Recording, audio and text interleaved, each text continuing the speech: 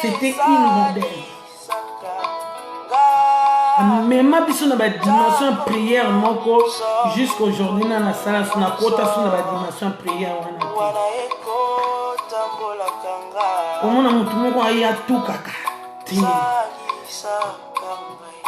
Nicolas, on a comme pesa ba petit, na ba camarade, na ba connaissance, système stratégique. Mikota katina yo, bimi sa puissance on nzamba tchakatina yo. Parce qu'il y a une grande puissance qui est nzamba tchakatina biso na to développer monter. Na to développer monter. Auto sale la kayaki nzoto oyo, ya ki charnel les alliés sataniques. Mais il y a des armes plus puissantes que Dieu a mis en nous depuis que tozali na ba mabuma ba mama na biso. Na to sale la yango te to sale la ka oyo ya ba faible. Ya ba sataniste ya ba ndoki azo pousser yo. C'est ça. Nzambe ko abenda ka mutu na bolamu bimisa ba potentiel. Bimisa onga na tchakati na ya kibonzambe parce que depuis le bota makaya le bien et le mal. Atali si yo pona le bien ou le mal. Mais na pesi yo conseil yo pona no le bien. Mais la plupart du temps biso pona na biso le mal. Parce que les autres est sale. To lingi esprit est sale te. Soko tiki esprit est sale. Et ça na ma finga mon côté soit yo. Yo ba finga koleka Yesu. Yo lela koleka Yesu. Yo ba baka yo ne kulus ba otobolo maboko na makolo. Faut faire cette expérience là. Il y a une force intérieure au bato bakoka obimisate. Faut bimisa ba potentiel wana ba force o ezana kati poko kabola yango na baninga. To kaboli mabe trop des années. Et na mabe wana to boti susu bana susu ya mikie o ba yeko bota masusu de ba landika kanzela na po ba mona ke visibilité internet ndemu te sala batu. Non, visibilité internet est leka. Avant to zana moki avant internet oya. Oh Snapchat, oh WhatsApp, oh Direct Live, oh Messenger, oh Instagram, tous à ko vivre. Donc tant oh et botami, tous à ba i5 et les cas. Donc oh pe ko les cas. Mais vie à yo mutu, lobe au défendre on deni. C'est pas facile hein. Au défendre on ni. Au défendre on ke ngaza ki kolo ba rando, kolo ba vie. Nga zake lombe nga basutsa nga te nga danger te lokuta mutu azake lombe mais na mona yo si oboma batu nyonso tuna mokili po lingi mokili ezala ya yo mais mokili ekoti oza ya yo te kolo mokili aza kolo milimo ya bato aza namoni mutu moko oti okomela nga ya pas longtemps na directement na ndosala nzela ntango babengaki ekataki je pouvais plus continuer. Arrête ça, sinon on couvre na AVC, na édition arrière de moi, Satan. La Bible me dit toute langue condamnée qui me condamnera, tu seras condamné. Kufa eko takaka na ndaku na yo. AVC eko takaka na ndaku na yo. Soki na kokufa mokolo o nzamba kolinga o bino bozo pona te. Ce qui est zalaki ko kufa nangana kufa mokili mobimba tango ba servi gaka contre nga.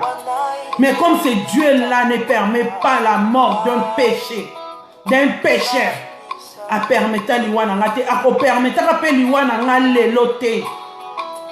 Parce que nous na bongwani te nazana possessif ya délivrance, nazana possessif ya koluka nzambe, nazana possessif ya comprendre ma vie. Pourquoi ma vie est tourmentée? Pourquoi je suis combattu? Pourquoi je n'ai pas la paix? Pourquoi je manque la joie? Je suis dans la possessif de chercher cette délivrance. Je vais comprendre ma vie. Pourquoi moi? Pourquoi moi? Pourquoi ma vie dérange les autres? Même si j'essaie de faire le bien, mais c'est toujours dans le mal qu'on me retrouve. C'est pas toi qui vas me condamner. Et je te dis, je vivrai. Et je raconterai les œuvres de l'Éternel. Je ne mourrai pas au nom de Jésus-Christ. Je mourrai les jours que Dieu va permettre. Je mourrai les jours que Dieu voudra. C'est pas parce que vous êtes là en train de se riguer contre les autres, ou bien vous êtes en train de faire des complots, que Dieu va tolérer ma mort, que Dieu va accepter ma mort. Il n'accepte jamais la mort d'un péché. Non. Le Dieu que moi, ma mère m'a appris, le Dieu que moi je connais, le Dieu que moi, mamie, je vais servir. Depuis la Genèse et l'Apocalypse, il n'a jamais accepté la mort d'un péché. Pécheresse que je suis, je ne mourrai pas. Je vivrai, j'ai un grand témoignage à dire.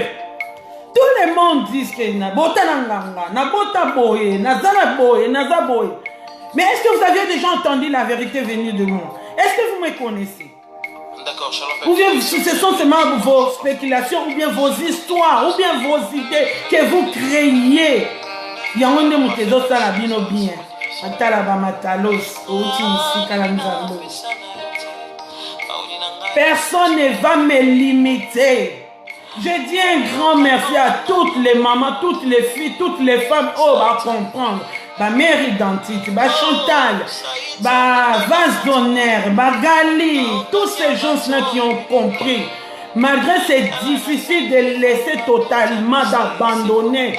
Mais là, on a un grand merci parce que tous ces gens-là vont comprendre. Il faut sortir, il faut laisser, il faut abandonner. On a beaucoup, on a mieux à donner. La voix que Dieu nous a donnée, ton côté au pèse à ma lame. Tokyo pesa kama finga te poto bota maka deja na lisumu tanto bimaka na saba makola ba mama na biso tanto ganga kawana to bota maka deja na lisumu to bota maka deja na lisumu to kola kana masumu mais tanto koma kana conscience nzambe apesa ka biso choix apesi ya abimalamu yango mabe yango choisir. Mais là, la conseiller, on a nzambe mokeli na ozwa ya malamu. Mais tous en a difficulté à ozwa na malamu liboso to kenda toujours na mabe. Parce que le mal domine, le mal est plus fort, le mal. Tu vois comment les gens adorent le mal, comment les gens. Au habitant on attend la retraité, là, évité ces derniers temps, ils me parlent. Mais ce qui est l'obinga du coach. Na sola ina mode na talise ngabi. Otekela muta linga rando. Mais zo boma ngona ndenge mo ba bazo comprendre te. Anza. Azo muka ba kimia moko boye pena o kokaki okota te. Il faut te témoigner à bola ma ba tout en bazana na bomo. 2 secondes.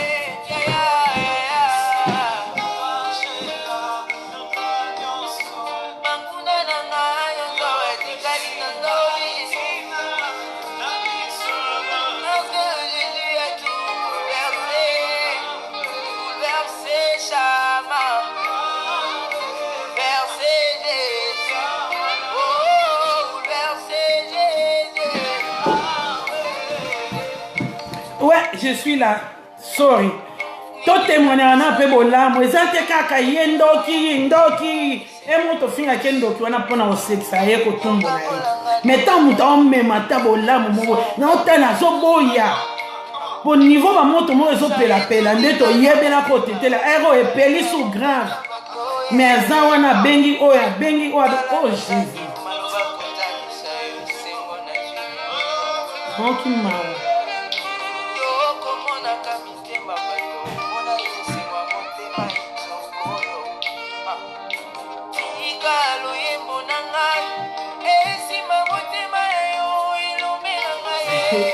Ocho bisinga maya miso.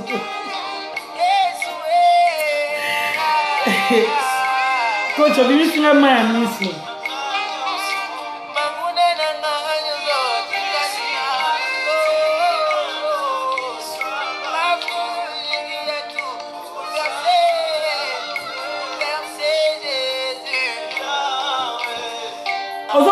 Azo sale fort, bengi oyo, mais boye bate alingi kimia. De fois na ofeke na kocha lokufa likamazani. Alongwa kuna ye. Zoba ero moi to sekula nini yango. C'est ça. Parce qu'il a compris. Tant na bando yo singa ba cause. rando tozana bandoki. Bandoki baotala biso. Bandoki tozana bango conscient na kati ya misi ya rando oyo. Surtout bana basi ndoki ya mwana mwasi soka kangi yo. Toyokaka ba témoignage. Ndoki ya mwana mwasi akanga yo na mutema. Alingelo bula koti kota kokendaka tout à combattre yo. Mais pour la première fois, quand tu étais là, habité, mani grande ezaki ndoki. Makamsu na koma mona, na no mona on est blague, tu ba ndeko loba. Mais nga mona koma mona makamsu ya ngote. Na seka ki e menacé motema nga baki je sois loué. Na ba ndeko mukamutuni o azama kasi akoki o comprendre nga ton oganga ki rando eza butu. Rando eza butu, qui peut comprendre? Mettons rando et banal, la plupart tous les rando. Ça a commencé ici en Hollande. Ce sont les hommes dédiés. On est là comme qu'on nous voit bala rando. Est-ce que Bobanda qu'on nous kamuto, bino Bobanda qu'on combattre na rando parce que les épreuves ils sont là, des vidéos ils sont là. Na comment on va faire mususu ya biso na Hollande. Ba on fait ba vidéo à bas les rando, à bas les rando. Est-ce que vous avez cherché la personne oh Bobanda qu'on condamné, qu'on enquilé, qu'on menacé, qu'on bimisa ma benami soit battu. Balukana Moutongo, c'est moi la personne là. Les vidéos ils sont là sur YouTube. Babana ko battre faire quand il est chaud chez toi d'abord. Tu n'as pas encore trouvé la solution dans ta maison. Tu vas venir trouver la solution dehors. Tu n'arrives pas à éduquer tes enfants. Tu n'arrives pas à t'éduquer. Tu n'arrives pas à maîtriser ta vue. Tu n'as pas le contrôle de ta bouche. Tu vas contrôler la bouche des mairies d'identité. Tu vas contrôler la vie de Taylor Van Damme. Tu vas contrôler la vie de Maître Jérémy Penda. Mais tu es malade quand tu n'arrives même pas à contrôler ta vie. Tu n'arrives pas à maîtriser ta maison. Comment tu vas sortir dehors? Commence d'abord dans ta maison. Éduque-toi, éduque ton mari, éduque tes enfants, éduque ta femme. Sois un exemple. Tu ne l'es pas. Comment tu vas venir éduquer la masse? Avec quoi? Avec la sorcellerie, ma machine de Jéhovah. Sois béni. On essaye de sortir. J'essaie juste de donner un peu de l'amour, de l'affection.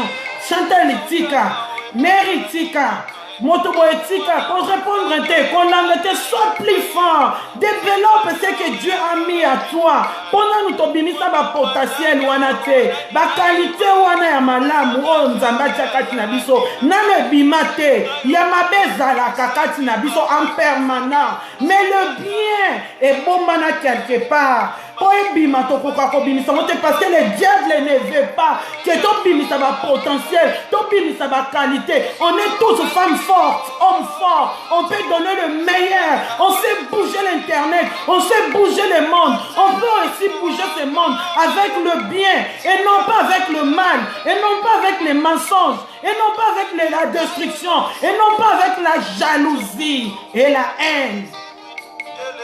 Tu veux être toi devant tout, au-dessus de tout le monde.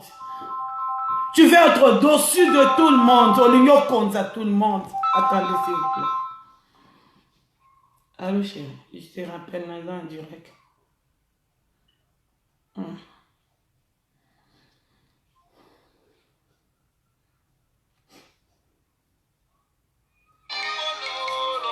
Les problèmes qui tuent, Moutounio soto alingi ene ba mona ye, nga kolobo ye, nga ba kitisaka ngai te, nga ba lalisaka nga te, nga ba dominaka ngai te. Ne bandele rando tete la yebi ba mairie d'identité ba yebi biso nyonso tout yebi. Muto ba bengaka nzamba ba viso ka koti a telemi, na telemaka na force na détermination. Pardon parce que na panzi makolo. Na telemaka vraiment une femme. Et je fais aussi du sport. Tant na kota rakaka, tant na zalaki na makambu, oh ya voûtement, sorcellerie, ya baki camaraderie, ya ba groupe. La Bible dit sortez au milieu d'eux, sépare-toi. Ce qui nous amène à recommander comme Moïse, Abraham, a quitté la Mésopotamie. La Mésopotamie, c'est la maison de père d'Abraham. place Abraham à Botama. Nzambe alobaki tango quitter Mésopotamie, moi je te bénirai jamais. Ce qui Abraham a quitté la Mésopotamie, c'est ton yakato zalate. Banyaba bengi le père de multitude te. Sépare-toi. Comment tu n'arrives pas à te séparer avec des sorciers et des sorcières? Comment Zoko quitte ma groupe te? Les autres ont risqué leur vie, leur réputation. Mais jusque là, vous êtes toujours envoûtés, aveuglés. Non, vous n'êtes pas envoûtés. Vous n'êtes pas aveuglés. Vous êtes seulement des sorciers et des sorcières. Yomoko zana misala mabe. Si quoi ba chef na yo ba lekio na nguya, ba zo continuer ko benda yo. Ba lobby hein. Démon afin na 24 sur 24 na 4 bon moya motuté aza Saint-Esprit de Dieu.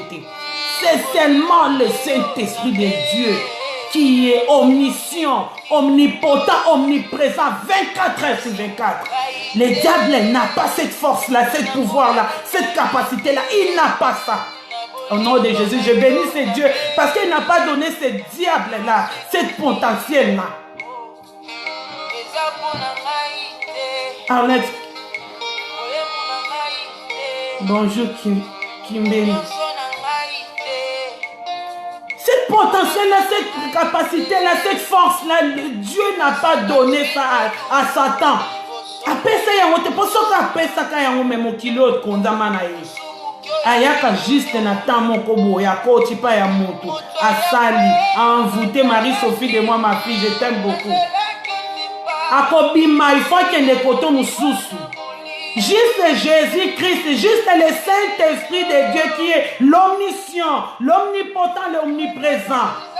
Il est là, ce Dieu-là, il est là en permanent, il est là, il a le contrôle de notre vie. Ce n'est pas ces futilités, ce n'est pas ces sorcières qui sont en train de se riguer contre nous. Les diables avec ses alcooliques, il y a Satan et Bazan. Ils sont toujours là, ils sont toujours agités, ils ne sont pas posés.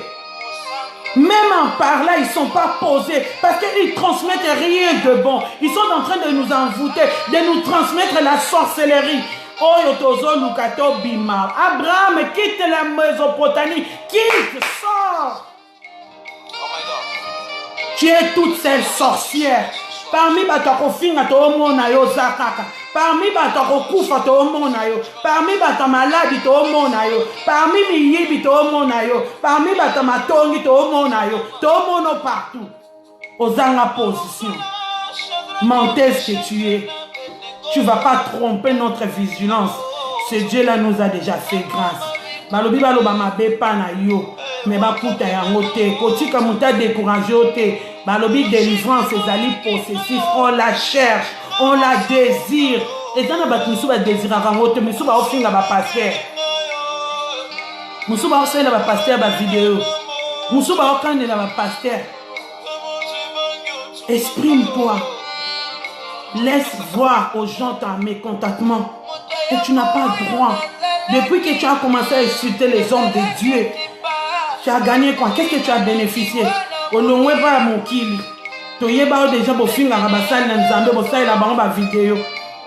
Bible me dit, qui es-tu pour juger mes oins? Même à quoi il est comme, même à Ibi, même à Kosi. Tu n'as pas le droit. Laisse Dieu faire son travail, son boulot. Mozart. Alléluia. Tambola manzamboyo. Mutako zongi sangana simate. Balobi sortez. Sortez. Lobala bango bye bye yo. Nazane nemite. Oh la moni azongi pana ngabia ya yoza ya. Ya kaleki nanga. Ngamoko kutu mutamabsumu. Ngamo kutumuta kotonga ya kofinga menzambe wana boya ngaite na okene na fini kuna na tongi kuna na Yesu. Seigneur, fais-moi grâce, aie pitié de moi, que ton sang me couvre, lave-moi par ton sang. Seigneur, pardonne-moi, ne m'abandonne pas, ne me délaisse pas, pardonne mes péchés, pardonne mes iniquités. Si tu me délaisses, si tu m'abandonnes, Seigneur, il n'y a que la mort, en dehors de toi la mort. J'ai foulé la mort, mais tu m'as racheté. Oh Jésus.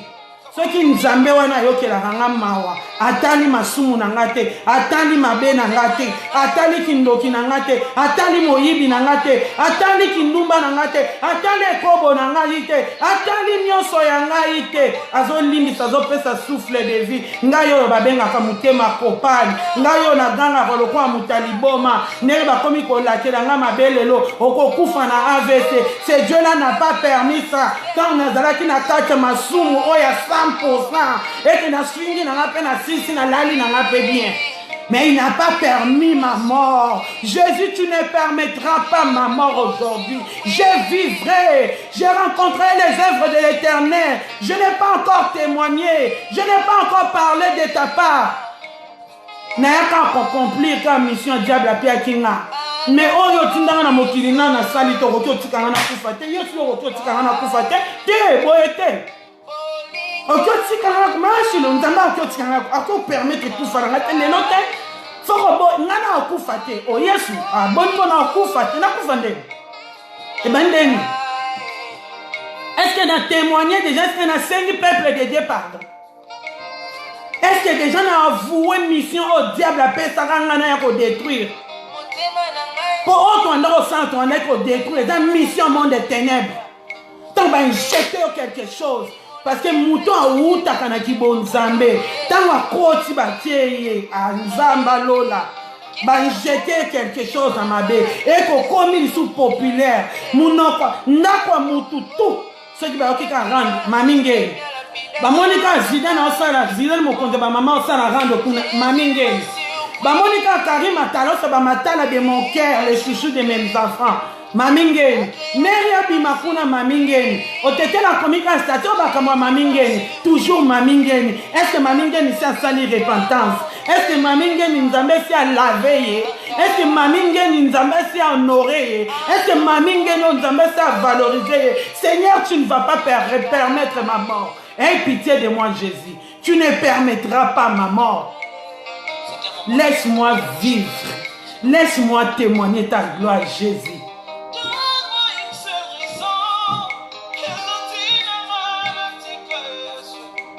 Moutaki misote, commentaire te, ma fille te.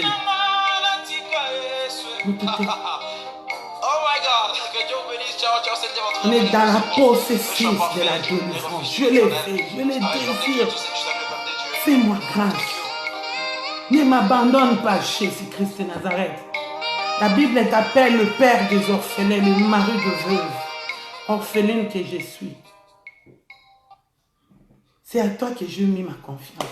Tu ne m'as jamais déçu. Malgré dans le péché, c'est Dieu-là n'a jamais dessus ni abandonné.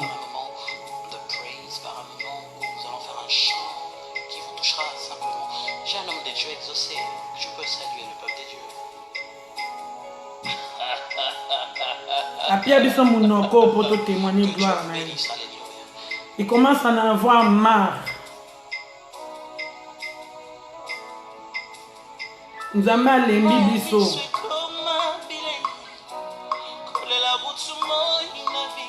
Comment on nous a kimia partout. Frida na yoka te, Chantal na yoka te. Ata crainte te, vous avez besoin te, vous ne pouvez ni. Mary, statia nini petit na longo la. On nous kani. Oli. Nanya kongo la pasi. Ouais. David yaloba qui était. Utana bota mati na kola. Nanu na mona te moyenge beni. Oh, akelela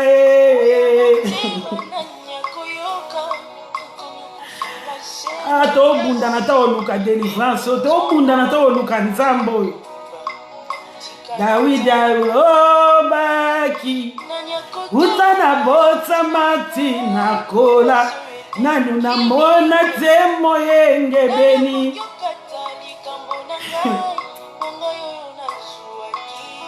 Mia Lobaki Utana kota mata kola nanu namona te moyenge beni ekelele David alobaki uta bota mati akola nani mwamona te moyenge beni alia na fulwe.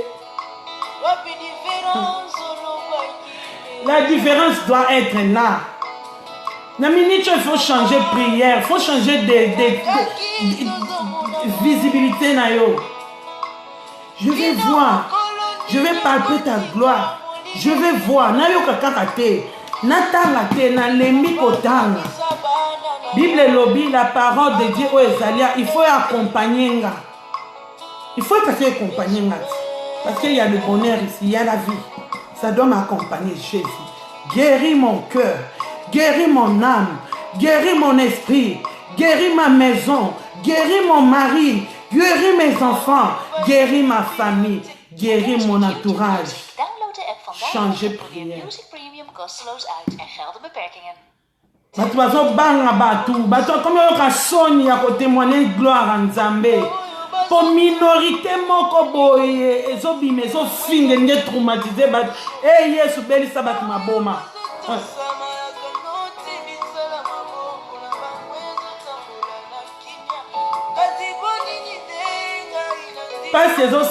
que nous avons minorité à batu. Bazo bangisa batu o balimba luka nzamba solo. O bazana besoin qu'on abandonne nzela mabe. Mais ba obanga minorité. Seigneur belisa batu maboma. Comme ça nous autres et les autres personnes tout luka ta délivrance. On en a besoin. On a besoin de servir ce Dieu là. Tolemi masumu, tolemi mafinga, tolemi. Et même si on a tourment, même si on a destruction, et détruit ma vie, et détruit ma Seigneur, guéris mon cœur, guéris mon âme. Le médecin de maladies incurables, il y a que toi, Jésus-Christ de Nazareth. Mutolingo bima na babe oyo bima. Obanga mutute ma finge bomagate, so mutakoke okufana ma finge za langa mami. Mena kufate. Elongo nanga kibomami te. Elongo etlati sanga soni te. Ebangi sakangai te.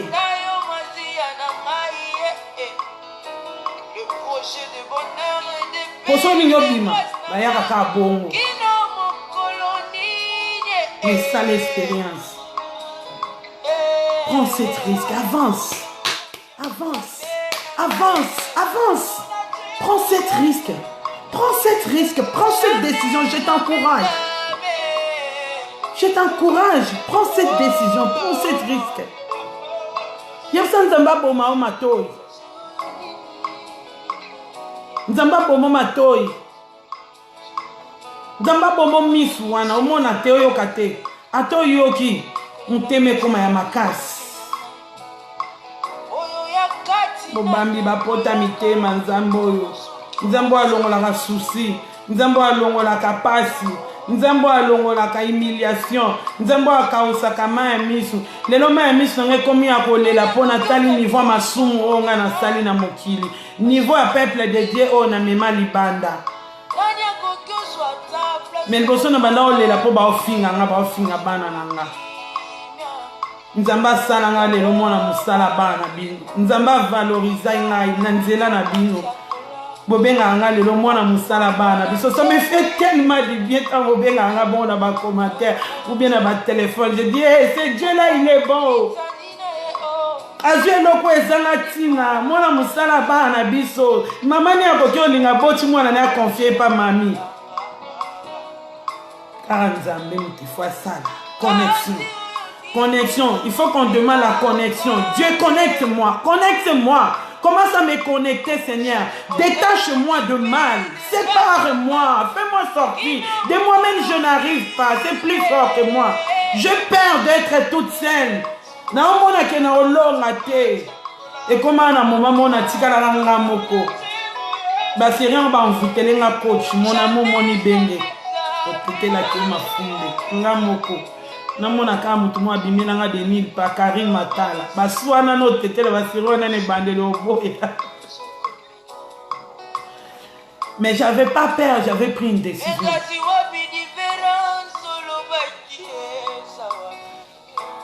coach atali gauche à droite habité mais sali elorotin mpo kaka boyi ne ka rando yango biso nyonso tolingi bando balukele tondi okosele makambo tala nzambe soki alobi aresusite mutu ata azalaki na ka enemi nzambe azongisa ye kibomoto kibomayele aopona mpe ka moto ya makasi kaka ye moto akobimisa kuna akoya osoutenir nga namona nzambe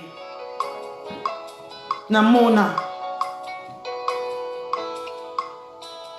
naye omona coach akomenga leyo ngabi coach neni ungakuthi nafinganga te ebi olina tena nini osisi ofinganga alongwa kuna yosi omoni mutabaluka ikazovuko lisusu tobanga nzambe ngamona natoloba te natotémoigna te kati na biso tozalaki na bolamu mais tellement toza na bandoki ya solo apa baoyo batalaka biso na bafacebook bamvutaka mais na bagroupe wana bandoki ya solo ayebiki aza ndoki ayebi mission na ye soki amoni ke bandi moto wana ya mwabe bandi kosetendre il faut aluka ayepela lisusu mpo kuna bazobeta ye mission okendaki mission totindaki ozokoeshue mpo na nini Jésus fais grâce fais-nous grâce fais-nous grâce ata na banzela na biso oyo bato bacomprendre eloko nazosepela parce que nzambe azosala na temps na ye na moment na ye azosala ozala maloba ya bomoi wabie nganaki malisese wabie yonde kofanda pembeni na yo yango nde makasi nanga nayokaka mongongo shiloe yango nde esengo nanga kofanda pembeni ya jova yango nde makasi yangenie mongongo shilo yango nde makasi nalingi na vala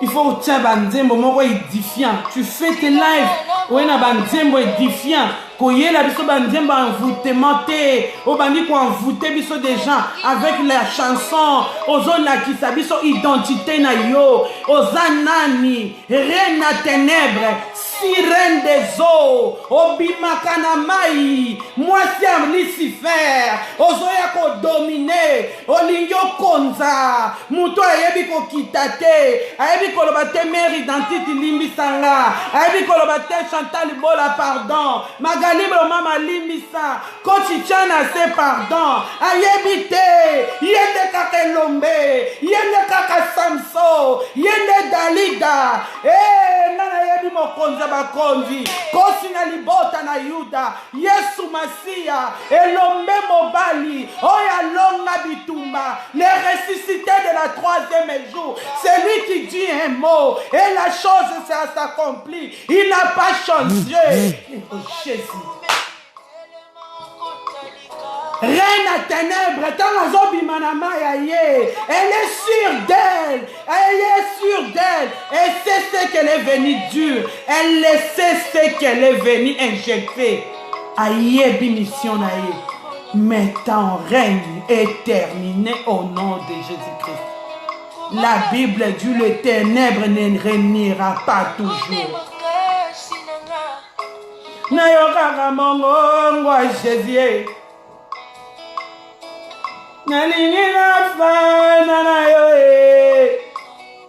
Guéris-moi Jésus. Je peux encore témoigner. J'ai quelque chose à donner. J'ai quelque chose à offrir. Reine à ténèbres, sautaillée. Il faut me remarquer que ça c'est la reine. Ça c'est une puissance mauvaise. Que Dieu nous fasse grâce. Fungola miss. Fungola biso miss. Senga nzamba fungolo miss. Je vais comprendre. Qu'est-ce qui se passe ici? C'est quoi le message? C'est quoi le message? Je vais comprendre quelque chose.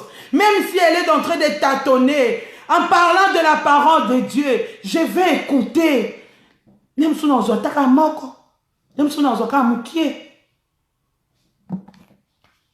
Et non quelqu'un qui vient nous envoûter 24 heures sur 24. Il n'y a rien de bon, d'édifiant.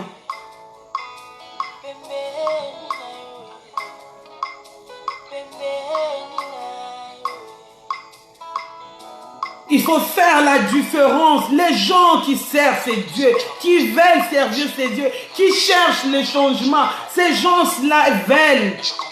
Et la personne ou bien les personnes qui se sont riguées, les alcoolites, Satan avec ses alcoolites.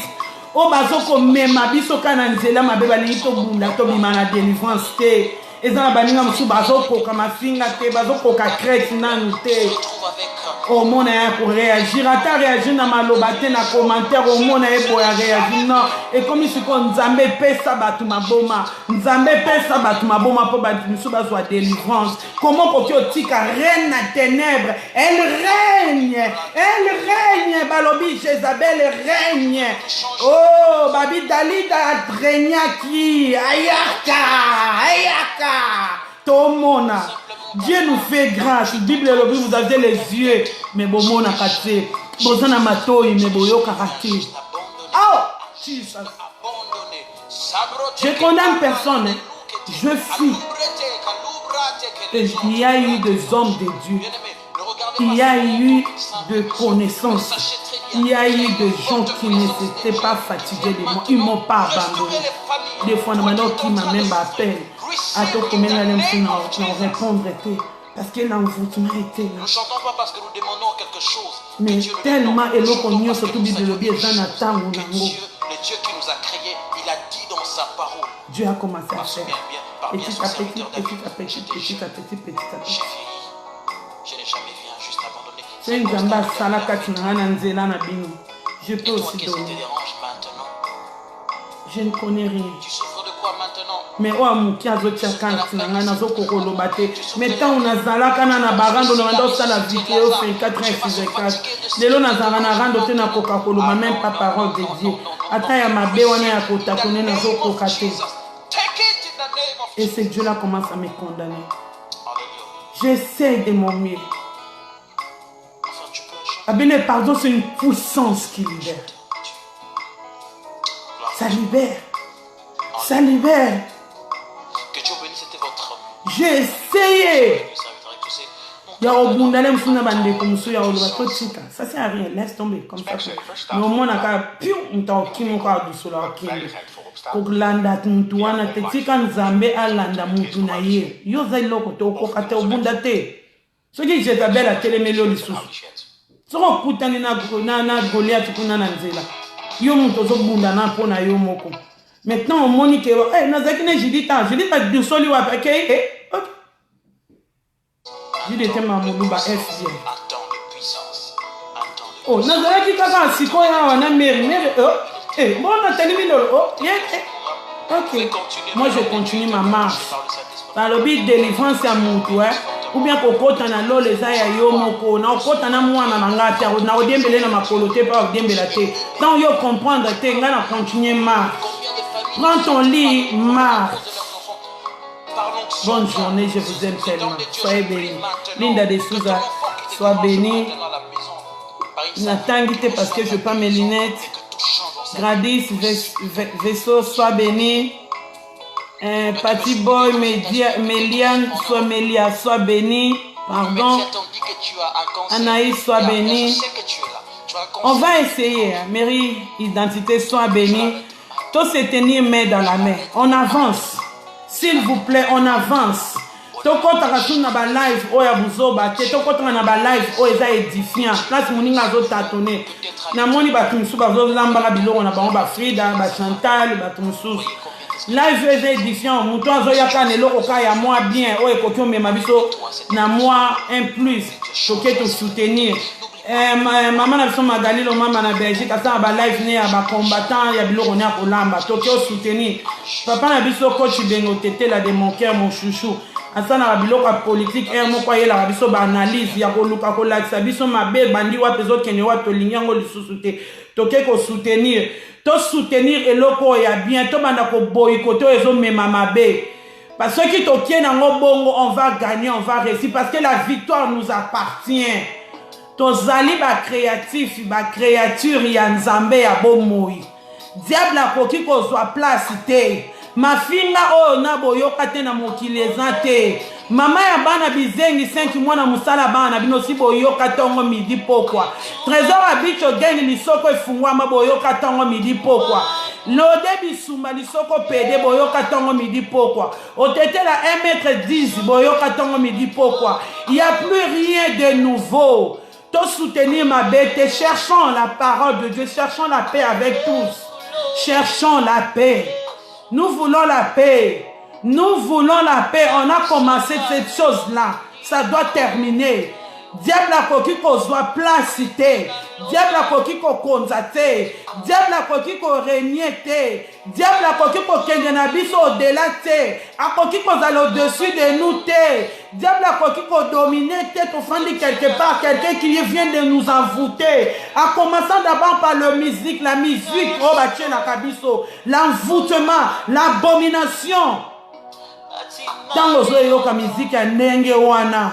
Eloko ni ya malamu ekota pana mwa muki ozaki na ya malamu ebandi kobima parce que ba démon wana ya musique wana ya sankai bazo ko envoûter bino ba démon monde a pandemonium bazo côté la bino bozo comprendre te Jézabel tu ne régneras pas. S'il s'agit de gêner pour toi on va gêner. Jézabel ta règne est fini, sirène des eaux, tu sors. Tu sors dans l'eau, tu viens nous envoûter. Tu nous envoûteras pas toujours. Ta règne est terminée, ton règne est terminé au nom de Jésus-Christ. Parce que c'est Dieu qui a créé l'eau. Toi, on t'a juste précipité. Il y a une sirène qui domine, qui vient envoûter tout le monde, qui veut nous amener tous. Nanzela Mabé. Comment vous allez prendre le plaisir de rester quelque part 900 personnes, 800 personnes, 500 personnes, 1000 personnes et écouter les insultes. Mais là où des fois on a contre ma prédication, je salue mon papa Guy à partir de l'Afrique et papa Mito, Bachika. Quand on a prédication, je salue aussi mon papa Richard et maman Rose qui est à partir de la France, maman Marlène de la Belgique. Tous ces prédicatrices-là, ces prédicateurs-là, oh, quand on a la prédication, on a 50, 60, 10, 20. Oh, ça fait mal. Je salue le pasteur Pierre Roger. Sois béni, l'homme de Dieu.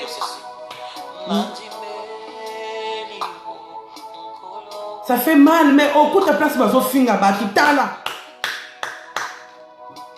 Place bazo finga batondi. Pour bango bazo batamisala mabe. Mettons au rokende quelque part bazo peso conseil. Mettons ba finga kabatu parmi ces 900 personnes, ces 1000 personnes là, vous faites partie par des gens là. Ezek belé na benga bango ba yaya ba comprendre te na benga sou yaya te na comprendre na komata na pe biloko na bango te parce que ce sont des hypocrites. Obenga ngale ki na nga yo so la pe na yaya na nga. Mais place ba la vidéo ba finga kanga na omona yo pe kuna ba boaki yo pe. Oh Jésus. Mais so omoni nga na bana na ngo ibano ba zo finga tongo midi poko osali bango lokola bana na yo des hypocrites. Bande roto fungo la misu nga mami na te ya mi ona lo banzambe. Fais-moi grâce, laisse-moi le temps, donne-moi la force, donne-moi le courage de parler et même un peu. Je ne connais rien, mets quand même ta parole dans ma bouche. Laisse-moi avaler le rouleau, je vais avaler le rouleau. Parce que j'ai des épreuves, j'ai des choses câblantes, précises. Parce que je fuis dans ces groupes-là, dans ces mondes, dans ces délires-là, dans la sorcellerie-là. Et tu m'as racheté, tu m'as arraché, tu m'as fait sortir. Je lis qu'à son S à partir de États-Unis. Donne-moi du courage, donne-moi la volonté, la force, la détermination de parler même, de tâtonner. Je veux même tâtonner en parlant de ton nom Jésus. Je veux. Donne-moi cette force, cette courage. Donne-moi la guérison. Donne-moi, je vais le faire.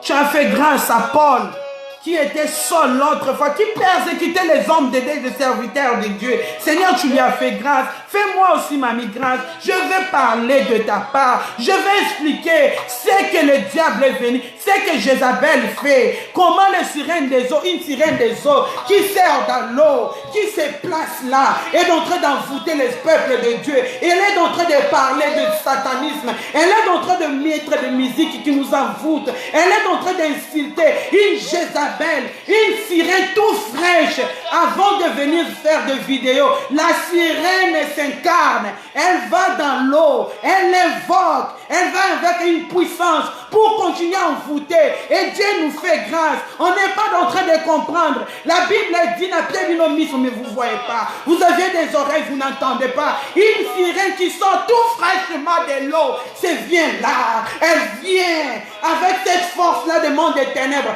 Oh Jésus, moto. Changement de prière. Au lieu de n'a pas l'abomination, l'envoûtement. Moutakoti bongo, boto ni kotinda moto. Moto, prière mususu ezate bazika. Mutako azika, nzambe traumatisé. Zangisa ekimya moto. Moto, po ba utanga na mai.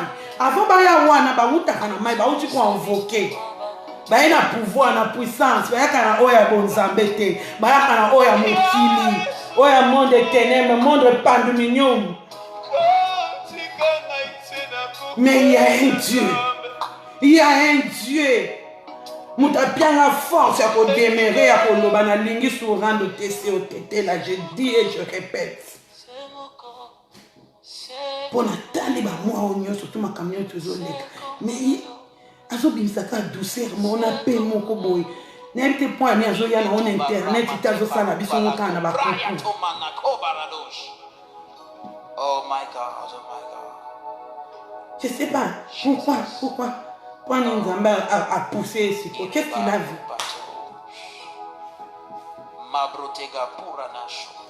Je vous laisse, merci beaucoup. Je dois partir au travail. Soyez bénis. Priez pour moi. Il y a un combat. Parce que j'étais la tête de toutes ces histoires-là. L'autre combat, mon anasali Kimia na Chantal Mokili Ningani. Oui, Baki Bitumba et s'est multiplié. Ils sont en train de me combattre physiquement et spirituellement. Je n'ai pas besoin de dire tout. Parce qu'il y a un bon matin à moto. Ma bête qui a continué. Merci beaucoup, je vous aime.